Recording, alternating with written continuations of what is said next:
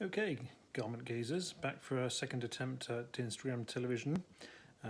Yes, again it is an unboxing video. I know you like to see me open boxes. So again, we have a box. Ooh, it's a big one too. And I have my trusty vintage box cutter. You ask yourself, does everything have to be vintage? Does everything have to be so special? Well, why not? Why have things you don't like or care about? Also have my trusty cup of tea. Now, before I get opening boxes, I wanted to mention a bit about the type of company I bought the box from, or rather the content, but let's not be persnickety. Heritage Clothing Collector, a new company in Switzerland. They deal in high-end used clothes, also new old stock vintage clothes, or as they might say, second season. Basically stuff that didn't sell the first time round, which was then put into storage at the dealers, at the shops, and then bought up by Heritage Clothing Collector to give it a second chance in the market. Interesting idea, and it's sort of been developing over time. You have the website Grailed, where people sell their high-end unwanted or second-hand clothes. It's worldwide, almost like eBay, but more specialised. You have Market in the UK, who have now taken on selling clothes by commission, so you send them your unwanted goods, good goods preferably, and they work out what it should cost and try to sell it for you, for a part of the taking, of course. So we see it's a way of thinking that means you don't have to toss everything out, you don't have to throw it away, give it away, but you can actually sell it, because a lot of this stuff is going to last an awful long time. Even if you're fed up of it or don't want it anymore, someone else probably does. Now, what I'm going to look at today, and I haven't opened the box yet, so I'm quite hesitant here. I really don't know if I'm going to like it or not, because this is an entirely new avenue for me. Shall we open it and have a look what it is? Okay.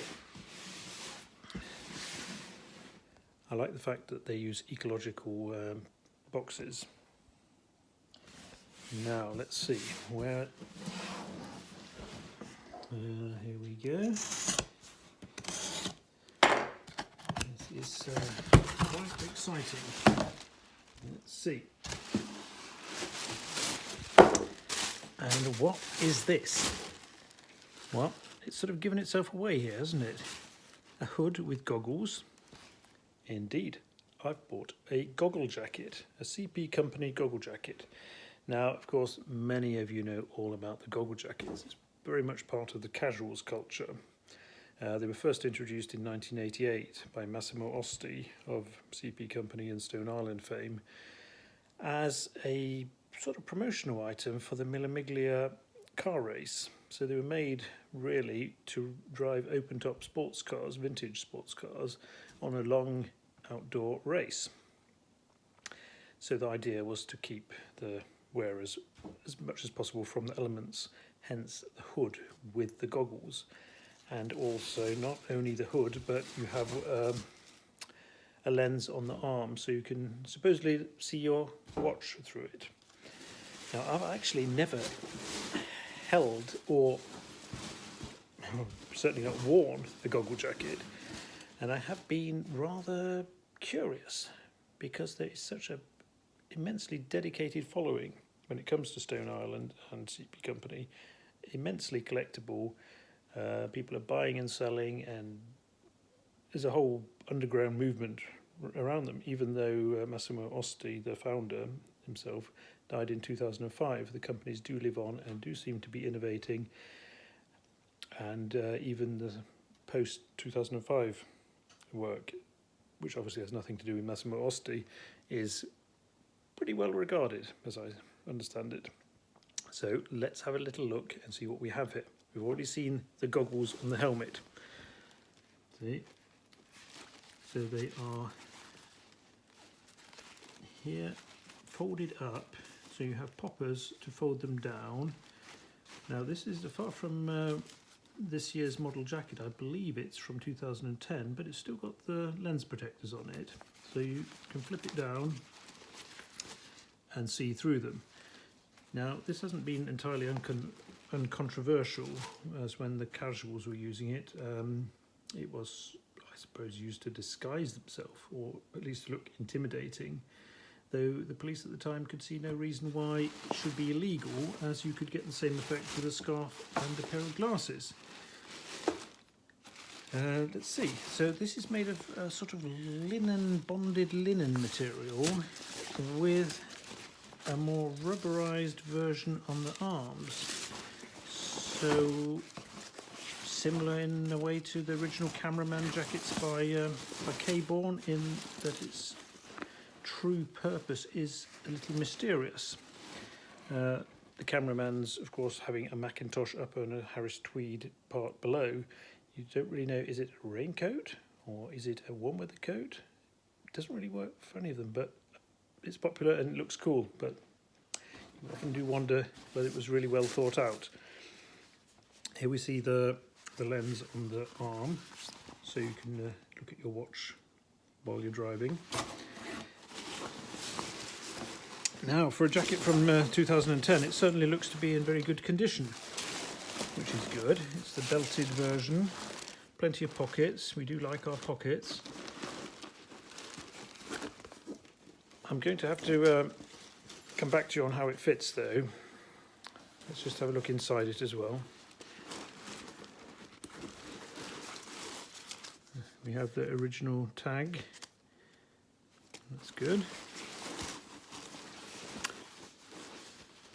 Yes, very much a rubberized linen material. I'll have to do a bit of research to find out exactly what the idea was.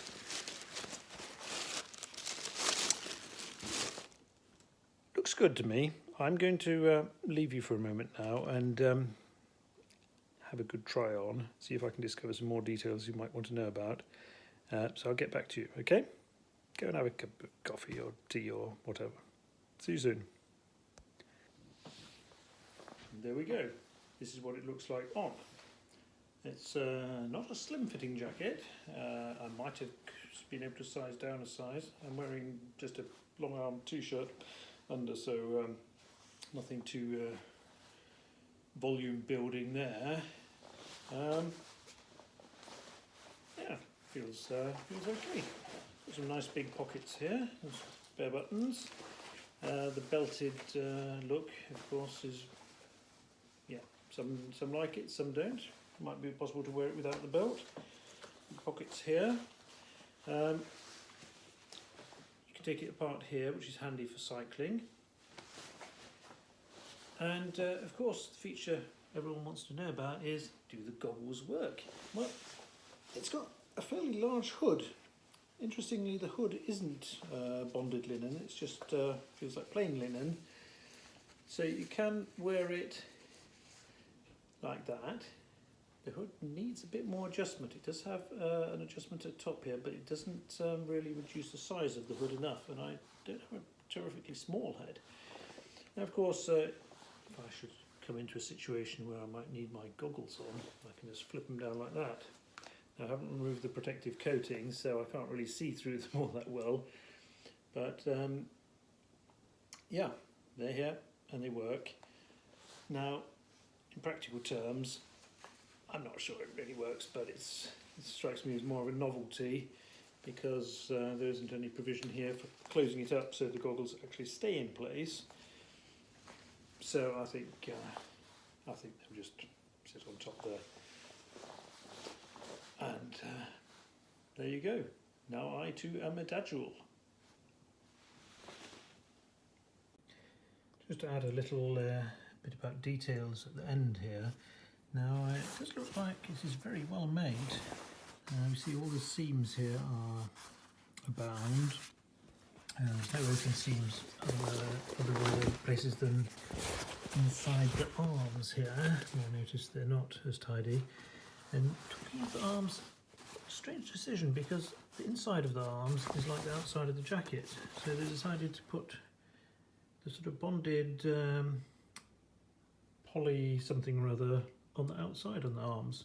Strange design move. I think it would have looked so much better if it was just the same linen as on the body of the jacket on the outside. We see again the fabric here where the rubberized part is on the inside of the collar, which incidentally is removable, so you can go without the whole goggle hood business.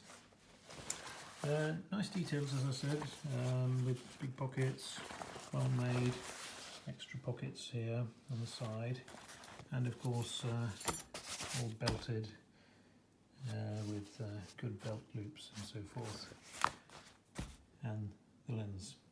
So yeah, definitely a brand I could imagine looking at for other things as well. And I'll admit I have not been caught up in the Massimo Osti Stone Island CP Company thing before. So hope you enjoyed it. Have a nice evening.